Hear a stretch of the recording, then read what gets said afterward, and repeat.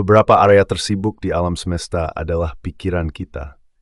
Di bawah tampilan yang tampak tenang, diperkirakan ada 70.000 pemikiran berbeda yang terlintas di benak kita, mulai dari saat kita bangun hingga kita tertidur. Kita jarang memberikan keadilan pada gagasan-gagasan ini, dan hal itulah yang menjadi kesamaan dari banyak gagasan ini.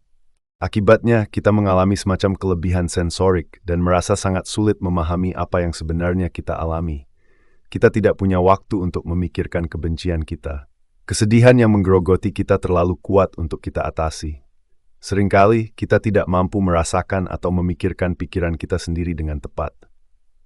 Namun, emosi dan pikiran ini memerlukan pemahaman dan kemauan, sedikit banyak, memberontak agar tidak menerimanya. Kemarahan yang tidak terselesaikan akan terwujud dalam bentuk ketidaksabaran. Kesedihan yang tidak terselesaikan akan menyebar dan menjadi putus asa dan menyedihkan. Mayoritas dari apa yang kita sebut sebagai penyakit mental adalah akibat dari saat-saat dalam hidup kita, di mana kita tidak memiliki kapasitas atau kekuatan untuk memahami atau berduka. Alat yang berguna untuk memecahkan masalah kita adalah analisis diri. Oleh karena itu, kami telah mengembangkan 5 pertanyaan yang kami yakini dapat dipraktikkan secara real-time, secara teratur setiap malam dan akan membantu menenangkan penyebab masalah kita. Pertama-tama, apa sebenarnya yang saya khawatirkan? Pertanyaan ini mengakui sesuatu yang sangat aneh tentang perilaku kita. Seringkali kita tidak berhenti sejenak untuk mempertimbangkan apa sebenarnya kekhawatiran kita. Ini terdengar aneh. Tentu saja, kita diharapkan untuk berhenti dan menyelidiki alasannya jika kita khawatir. Namun, sepertinya pikiran kita tidak beroperasi dengan cara yang sangat logis. Jauh sebelum mereka terdorong untuk memeriksa diri sendiri, mengapa mereka bisa demikian, mereka mengalami kecemasan. Mereka dapat terus berada di bawah kabut kekhawatiran umum selama berbulan-bulan atau bahkan bertahun-tahun sebelum melakukan tugas sulit untuk memusatkan perhatian pada apa yang benar-benar berisiko. Oleh karena itu, pertanyaan tersebut mengajak kita untuk berhenti sejenak, berbalik, dan mempertimbangkan apa yang sebenarnya salah dalam diri kita. Kata tersebut benar-benar digunakan secara strategis. Kita seringkali menjadikan satu kekhawatiran sebagai penghalang terhadap kekhawatiran lainnya. Agar kita tidak khawatir tentang status hubungan kita khawatir tentang wawancara yang akan datang. Untuk menghindari kekhawatiran akan kematian, kami khawatir tentang uang. Oleh karena itu, mungkin bermanfaat untuk memikirkan pertanyaan lanjutan. Ketakutan apa-apa yang tersembunyi di balik ketakutan yang menyibukkan saya saat ini? Permintaan kedua, apa yang menyebabkan kesedihan saya saat ini? Kami bisa menggeneralisasi. Kita berperilaku jauh lebih berani daripada yang sehat bagi kita. Kita sering mengesampingkan semua kekesalan, rasa sakit, kekecewaan, dan kesedihan yang mengalir melalui sungai kesadaran kita karena kita harus melanjutkan tugas hari ini. Kami memutuskan untuk tidak mengakui kerentanan kami karena kami pikir kami tidak bisa bersikap sensitif. Namun, kekuatan dan ketabahan memiliki risiko tersendiri.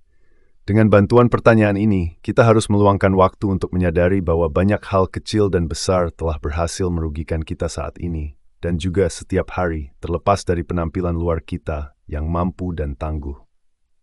Mungkin tidak ada tawa saat kami bercanda. Akhir-akhir ini pasangan kita menjadi sedikit menyendiri. Tidak ada teman yang menelepon. Salah satu tokoh terkemuka di dunia kerja belum begitu terpikat. Kita tidak perlu mengolok-olok diri kita sendiri. Karena sensitif, kami tidak lemah. Faktanya, tidak ada yang menunjukkan kedewasaan kita lebih dari kemampuan kita untuk mengakui kebenaran bahwa seperti semua orang di bumi, kita rentan dan mudah terluka seperti anak-anak. Pertanyaan ketiga, siapa yang membuatku kesal? Tentu saja kita ingin bersikap sopan. Kami terikat pada konvensi masyarakat. Gagasan bahwa kita bisa kesal mengganggu kita. Namun, kita juga harus berani peka dalam situasi ini. Setiap hari kita bertemu seseorang yang membuat kita jengkel dalam beberapa hal, biasanya tanpa niatnya. Jika kita mampu menyebutkan nama cederanya, semangat kita akan bangkit. Apa yang terjadi? Bagaimana perasaan kami tentang hal itu? Apa yang bisa kita katakan pada diri kita sendiri agar kembali seimbang?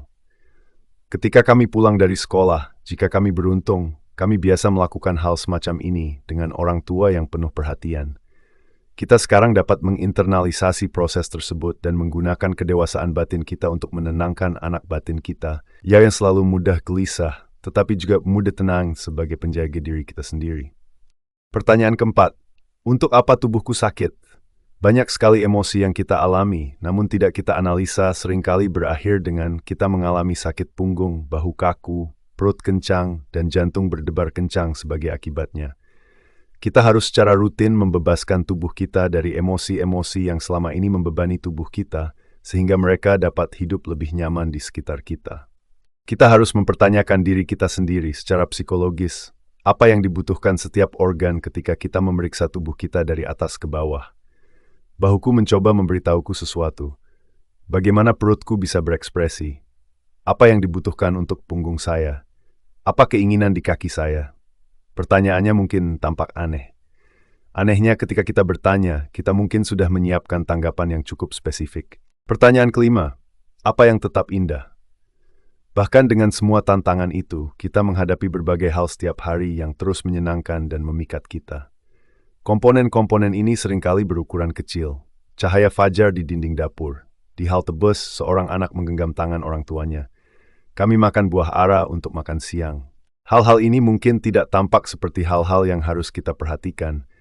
Namun ketika hal-hal tersebut menjadi nyata dalam segala kompleksitasnya dan diberikan perhatian kita sejenak, hal-hal tersebut dapat menguatkan kita melawan suara-suara keputusasaan.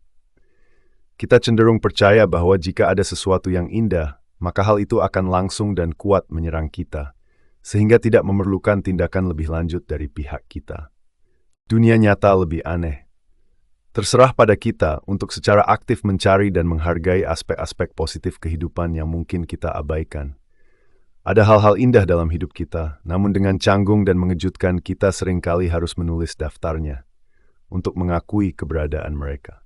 Ketika diminta untuk mengidentifikasi tujuan akhir manusia, Socrates, yang dianggap sebagai manusia paling cerdas di zaman dahulu, membuktikan pernyataan yang masih terkenal bahwa kita harus mengenal diri kita sendiri. Kita harus berusaha menjadi individu yang, pada akhirnya, tidak pernah menyerah untuk berusaha memahami siapa diri mereka.